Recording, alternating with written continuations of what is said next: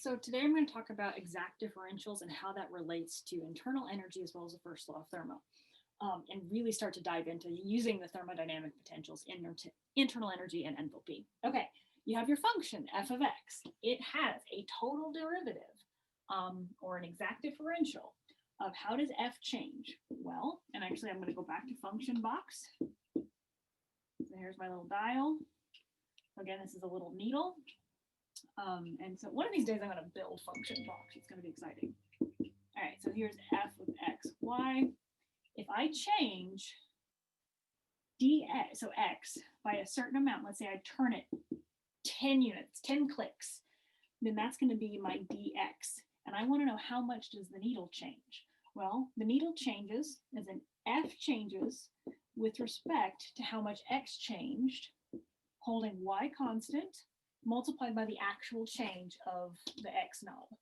Plus, I want to know how much does the needle f change when I change y. So how much does f change when I change y, the partial of f, to the partial of y, as x is held constant, multiplied by the actual change, the number of ticks that I actually change the y knob by. Okay, whereas these are the partial derivatives.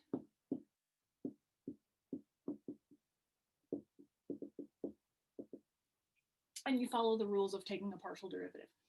Okay. You can also look to Math Background 2, which is page 91. Let's see, I have something written by Atkins.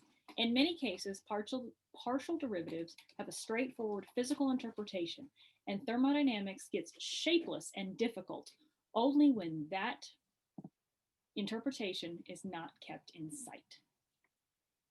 Think about the mathematics. This is one of the hardest aspects of this course, is to think about the math that you're doing. Don't just turn the handle blindly. That time is over. Now you're doing the theory. You're understanding, what does this physically mean? This part means how much the needle's moving. This part means how much you turn the dial such that the needle will move. Okay? So now, pause and erase. So now I've got the internal energy, and I've got my little function box written up here. So this is U, internal energy. We've got T and V. So now I know that U is a function of T and V. I want to take the exact differential of that. That means, and you can do this with any function. If you just happen to have a function and you don't know what to do with it, you're like, I need two functions. I only have one. You've always got this one in your back pocket. So I know that the internal energy changes with respect to T. I'll do T first. Sure.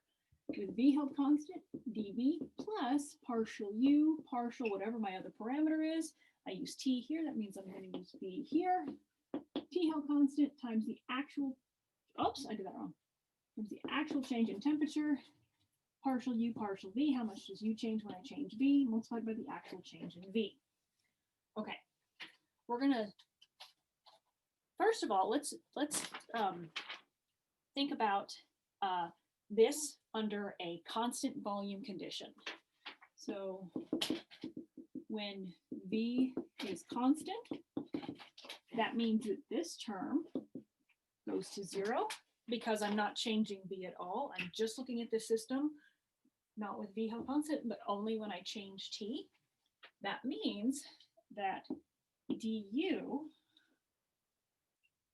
is equal to partial U, partial T, constant V, dt.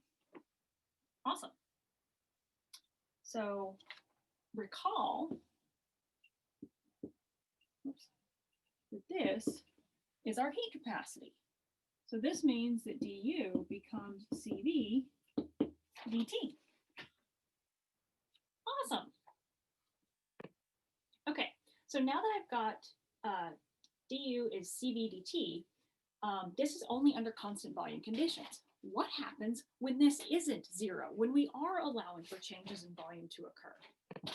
So now I want to interpret what this physically means. Remember what Atkins says, only when you maintain the interpretation of the partial derivatives, keep those in sight, does thermodynamics really start to make sense.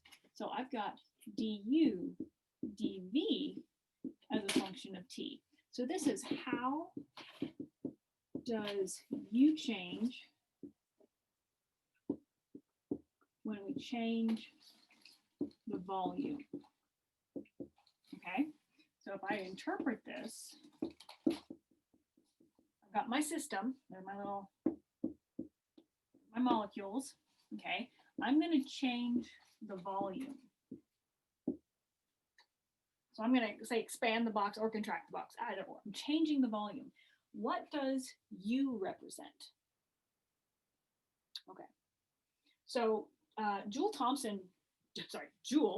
James Joule, Peter Joule, I don't know his name, Joule, and another guy, Thomson, two guys, decided that they were going to measure, oh, actually, this wasn't Thomson, this is just Joule, whatever, tried to measure what this would be. And it's a really cool system. I'll draw the diagram and then explain it. Okay, so Joule made a constant temperature system. So what he's trying to do is he's holding this T constant. Okay, that means just like we did before, when we held V constant, we could explore du dt. Now what we want to do is we want to hold T constant and explore du dv. So he held these two vials or vessels, big glass bulbs, in a water bath. And this water bath keeps delta T equal to 0. Because if you think about the heat capacity of water, it's 4.184. It takes a lot of energy to change the temperature of the water. And so if you have small changes here, odds are it's not going to be enough to change the temperature of this water bath. That's why we call it a water bath. It's really a way to maintain constant temperature. So we had a vacuum here, and then P1, B, actually, was it a vacuum? Yeah. And so what he did was he opened up this valve and he let the gas at P1, B1, and T1 go into this vessel. And so the volume would be changing. So now we have basically this becomes V2, T1 stays T1 because it's a constant temperature. And so the question then, the question is, well, what does the pressure become? But then how does the total energy here change? And so what's the internal energy of the system at that point? And so he called this internal pressure, and it's given this symbol pi t. So this is the internal pressure of your gas. But this internal pressure is equal to the partial U, partial V under constant T conditions. It's equal to that quantity, which is the partial derivative, just like du dt, or partial U, partial T at constant V is equal to CV. So that quantity, heat capacity, there is an accompanying quantity called internal pressure, which is partial U, partial V at constant T. Really cool. We're going to zoom in now and look at what this is going to represent. Okay, internal pressures, partial U, partial V at constant T. So here's my system. What this is asking now is what happens as I change the volume, as I condense this down. Let's just say I'm going to be a compression. Compression is always sometimes better to see the system. And a compression would mean that this is now getting smaller. So dV is going is less than 0, or partial V is less than 0. If you think about this as some sort of finite change. And so we want to know then, well, how does the internal energy of these molecules change? Okay. Now, internal energy, what does that represent? Well, so from the discussion of equal partition, it's 1/2 RT per degree of freedom. Motion, so translation, or rotation. At room temperature, it's not really going to be vibration for quantum mechanical effects, but you can most of the time say that there's going to be at least 3 degrees of freedom in translation if it's monatomic, and then 5 degrees of freedom, so 5/2 RT if it's linear, so there's rotations 1, 2, and we don't count this one. There's another video on this, so I won't go into it. But then 3 RT or 3 RT would be the internal energy for the non-linear molecules. There's big molecules. So how do those values change as the volume is compressing? So if you think about the perfect gas, do they interact at all? Would they even know that there is another molecule here if it's acting or behaving as a perfect gas? No, you wouldn't. There would be no interaction because it's ideal. And so if it's an ideal gas, this goes to 0. Hence another reason we always want to assume ideal gas if we can, because it simplifies our system, which means that the change in the internal energy is just equal to CV dt for a real gas, or sorry, for an ideal gas. For a real gas, there is an additional component, plus internal pressure dV. And now we're getting to more fundamental thermodynamic functions. Other cool thing? That's a state function. You can then take this and look at the changes from one state to the other. Go team. But these now have physical meaning. This tells you a metric of how much they interact with each other. This tells you how much energy per unit temperature is needed to, or how much energy is needed per unit mole to increase the temperature. Go team. Okay, one more quick tidbit. So we have internal energy, which is a function of temperature and volume, partial U partial T at constant V times dt, partial U partial V, constant T, dV. We also know that the enthalpy is a function of pressure and temperature. Same idea. This equals partial H partial P constant T dP plus the amount that the enthalpy changes as the temperature changes at constant P dt. Okay, and I got my little function box over here, so I've got both temperature and pressure as the dials that I can move, as my needle is representing my enthalpy. So now I want to know, well, can I do the same sort of investigation into the enthalpy that I did as I did with the internal energy? Look closely. Do we recognize anybody? Hope you said this. Here is our heat capacity at constant pressure.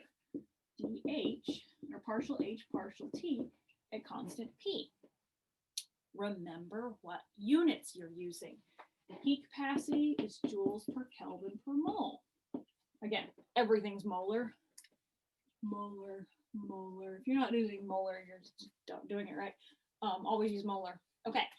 Amount of energy to go into the system to raise the temperature. Partial H, partial T. The units should be the same. And within the units are contained the definition of the partial derivative, or contains the partial derivative. Okay, so now if that's dH dt is the heat capacity, what on earth is this? How does the enthalpy change with pressure at constant temperature? That's an interesting one. Let's explore. Had to erase because this is going to take a little bit more board space. All right, partial H, partial P at constant T. Well, so if you want to think about what this means, it's what does the enthalpy do as you change the pressure? Well, let's explore this a little bit using Euler's relation to dive into other things that are hidden within this relationship. All right, so this is also equal to the negative partial H partial T at constant P multiplied by partial T partial H, oh sorry, partial T partial P at constant H. So this is one of Euler's relations. You will use this. Hopefully I'm going to move that a little bit so you can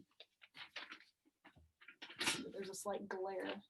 That says partial P. Okay, so you will use this Euler's relation, but you can see that just in simple algebraic terms, partial T kind of cancel. Again, you can't really do it this way, but it's a nice way to visualize it. And then this becomes T held constant, and look at Euler's relation. Again, you'll use it a lot in your homework. Okay, but notice that this is enthalpy is held constant here, and P is held constant here, whereas T is held constant here. Cool, okay. Look closely. Partial H, partial T at constant P. Well, that's just the heat capacity. Bonus. So that means we have now a negative Cp partial T partial P at constant enthalpy. Constant enthalpy. Well, that's kind of a weird idea. What does it physically mean? So you're changing the temperature by changing the pressure. Think about the heat capacity definition.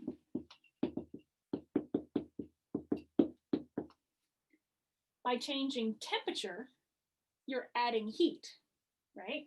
So here's my candle. I'm adding heat. Here's my Q. I'm adding heat into the system. Temperature's increasing. Okay? By how much heat do you need to add to get the temperature to increase? Well, by how much temperature do you have to add to get to the pressure? Or could you say how much can the pressure change in order to change the temperature? This is a neat effect called isothermic cooling. It's really wicked. Let me show you. Okay, so when you do an isothermic process, this is when Joule and Thomson worked together. They built this experiment to measure what was called, so basically to measure partial T partial P at constant H. Okay, so here's the diagram of the experiment that Joule and Thomson came up with. This is a porous plug, so the gas particles can go through here. This is a piston on this side and a piston on this side. And you have a pressure one, volume one, T1. And so then you've got a pressure 2, so a different pressure on this side. We're keeping volume all constant. So V1 is the same here. So is this pressure, as this is pushed in, this is pushed out to keep the volume the same. And then we've got T2, all right? So these two pressures are being controlled such that as you're changing the pressure here and the pressure here, the temperature is also changing consistent with same H on both sides, isothermic. The enthalpy of both systems is being maintained the same way, and we're measuring how much does the temperature change while keeping the pressure changing such that the enthalpy remains the same. Let's look at this with respect to function box. Okay, so there's my dial. Here's my temperature, and there's my pressure. Okay, so now what I'm going to do is I want this enthalpy needle to stay exactly straight. It's not going to move at all. Okay, so it's going to be the same. And I'm going to turn the dials of both pressure and temperature such that P and T cancel each other out as I'm moving it, and they don't change the needle at all of the enthalpy. But the kicker here is what was done with Joule and Thomson in order to determine what that that parameter is, was they needed to measure this change in temperature such that this dial didn't move at all. Really cool stuff.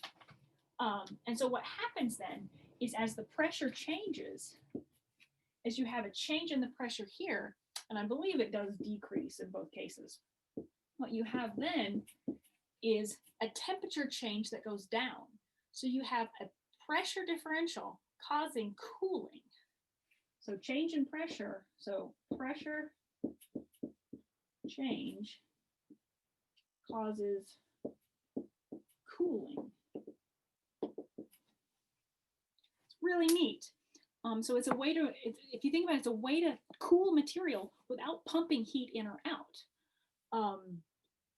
And so molecularly, if you want to think about this, the spacings, if you think of temperature as maintaining kinetic energy or basically having some sort of internal energy associated with it, remembering that H is equal to U plus PV. So there is an internal energy associated with enthalpy.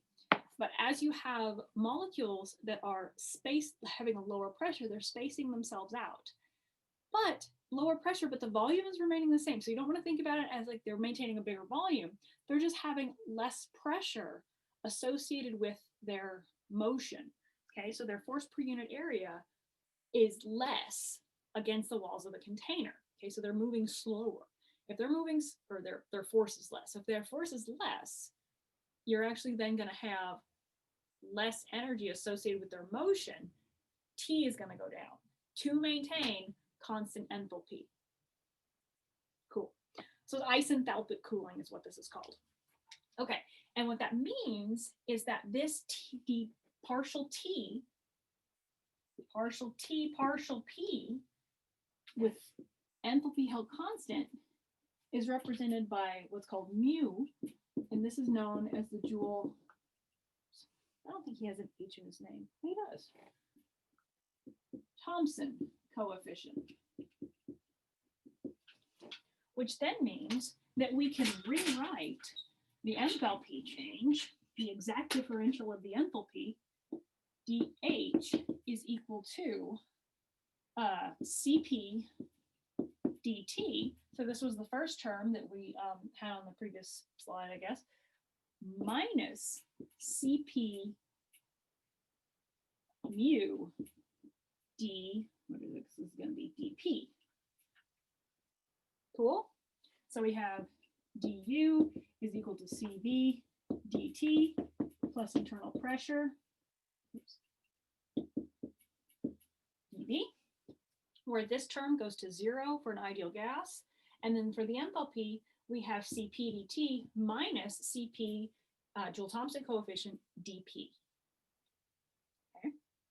So these are ways to represent the thermodynamic potentials, internal energy, and enthalpy in terms of state functions, dTs and dVs and dPs, that have coefficients.